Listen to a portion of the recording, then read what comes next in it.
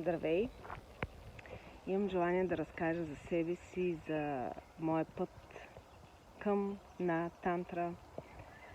Това за мен е любов и говоря с удоволствие на тази тема, защото това е всичко, което ме интересува. Това ме прави щастлива, това ми дава енергия, това ме зарежда, това е моят живот в този свят.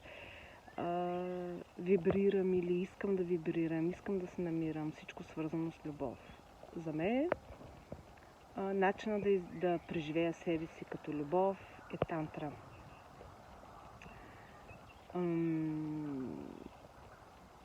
От години, поне от 10 години интензивно се занимавам с духовни практики или тръгнах да търся себе си по този път, по духовния път, защото постоянно усещах, че има нещо, което не съм преживяла, има нещо, което ми липсва и това е едно вътрешно усещане, което не може да се обясни, защото търся всъщност нещо, което не съм го преживяла. Аз търся нещо, но не знам какво. Но вътрешният ми глас, вътрешното ми дете или духовните водачи, или ангелите, не знам кое точно да кажа, и няма смисъл или нужда да се дефинира. Но усещането беше супер интензивно години наред и не ми даваше така мира, не можех да кажа никога всичко ми е наред, имам си работата, децата, семейството, какво повече да искам от този живот. Не. Нищо не беше достатъчно, за да кажа, окей, постигнах всичко. Всъщност, да, имам семейство или имах деца. Деца имам още. Имам 3 деца. Но нищо не ме правиш така щастлива, както вътрешното ми усещане, което ме кара да бъда търсеща на моята истина. И така започнах тук в Германия живея в момента, иначе съм от Варна. Започнах да посещавам курсове по медитации, най-различни видове медитативни техники за релакс, за стрес менеджмент, за много такива техники, които ми дават правото да кажа, че съм някакъв специалист по тези техники. После не ми беше достатъчно. Срещнах Тета Хилинг и там изкарах много курсове и като учител, и като практикант, и в Швейцария ходих няколко пъти за тези дипломи и последствие шаманизъм до майстор. Шаманизма остава в мене, той е част от мене, свързването с природата, общуването с природата, с силите, това е част от мене и това го практикувам в ежедневието си, част от моя живот. Също така различни курсове за изучаване на растенията, на звуците, на много неща. Но нищо, правих курсове, организирах курсове и тук в Германия, и в България и всичко си беше добре и успешно, така да кажа, но не ме изпълваше напълно. Това търсене вътре в мен продължаваше да напира и да се изразява и да иска да се преживее. Докато един ден бях на един курс по шаманство и в залата за храна виждам една дълга маса и на нея пише тантра, една табела. И тогава просто замръзнах. Аз, честно казано, тогава, преди няколко години, не знаех точно какво е тантра. Чула недочула, като много хора, и веднага човек спра изводите какво е това. обаче толкова ми ангажира интереса, че то просто тялото, аз замръзнах и тялото ми реагира, премина една вълна през мен, като настръхване, като просто една вълна през цялото ми тяло и не можех да мръдна за секунди. И тогава чух тази истина, която излезе от мене чрез тялото ми. Тялото ми го показа чрез една дума. Беше много интересен и вълнуващ момент, защото нямам идея за какво става въпрос, а тялото ми реагира. И това са моменти на истината. Защото аз не мога да се накарам да настръхна, ако тялото ми не го направи от само себе си, ако вътрешното ми аз не го усети този момент.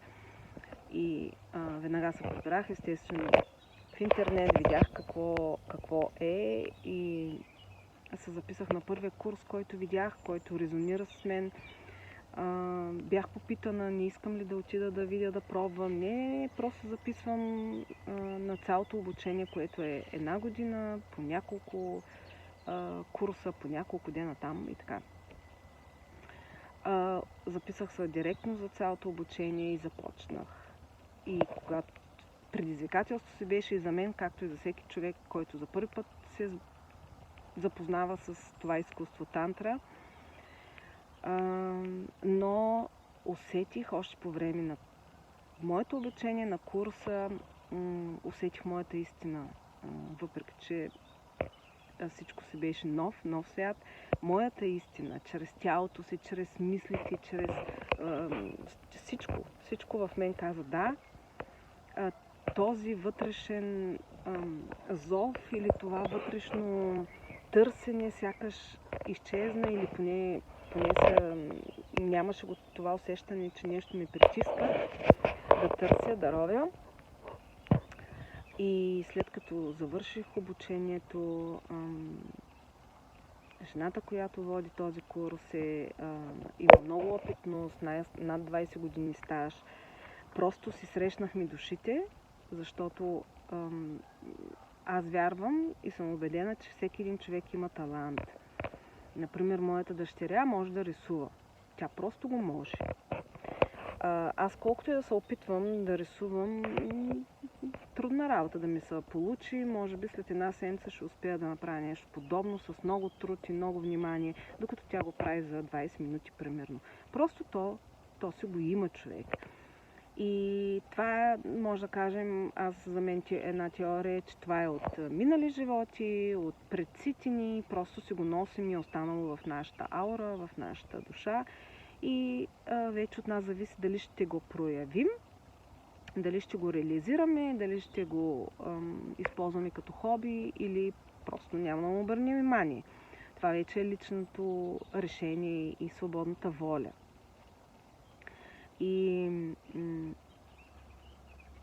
така се получи с мен с тантра. Всъщност аз още на курса видях, че нещата се случват просто с лекота при мен. Докосвам хората в дълбочина, без да разбирам как го правя. Просто това, което казват хората като обратна връзка след масажа е супер дълбоко и трогателно. И аз не знаех как го правя. То просто се случва. И това нещо следователно го видя жена с опит. Няма нужда когато човек има толкова опит, той става сензитивен, той става народен психолог или лечител или по природа. И тя видя това в мен и изчезни, миличко. И ме покани да работим заедно. Естествено бях супер впечатлена и радостна и щастлива, защото въобще не е толкова лесно, за да получиш сертификат за работа се изисква това и онова и така и време и работа. А на мене просто ми се даде, защото просто го мога. И едно е аз да казвам, че го мога, друго е да бъде видяно от хора, които са професионалисти и дълго в този бранш. И така се случват нещата, които трябва да дойдат при теб, при мен. Те просто идват. И това го слушаме от години наред, че е така. Обаче ни е трудно да го повярваме, ако не сме го преживели. Нали? И на мен, и аз го мога да го цитирам, но сега го преживях и твърдя, че абсолютно е така. Когато нещо трябва да те настигне, да се случи, а твоето просто ще намери пътя да се случи. И това се случи при мен и от повече от година вече работя активно с тантра масажи, правя масажи или давам, или дарявам масажи професионално и също в групи. В групи участвам до нея като асистент или като придружител, като помощник. Просто съм до нея и това ми дава възможността да уча постоянно, да се развивам, да придружавам процесите на хората, защото се случват много дълбоки процеси, за които последствия ще разказвам едно по едно. И така, просто исках да споделя моя път към тантра. Това беше началото. Радвам се, ако имаш интерес, ако да разбереш повече за това, защото за мен лично нищо друго няма смисъл, ако не сме се научили да се обичаме първо себе си и после другите и целия свят. И когато се научим или се учим, това не казвам, че това е процес без край. Цял живот човек се учи да обича себе си и другите. И всичко, което е на приемане, на разбиране и така нататък. И за мен, след толкова години обучения и опитност, няма по-силен процес от това.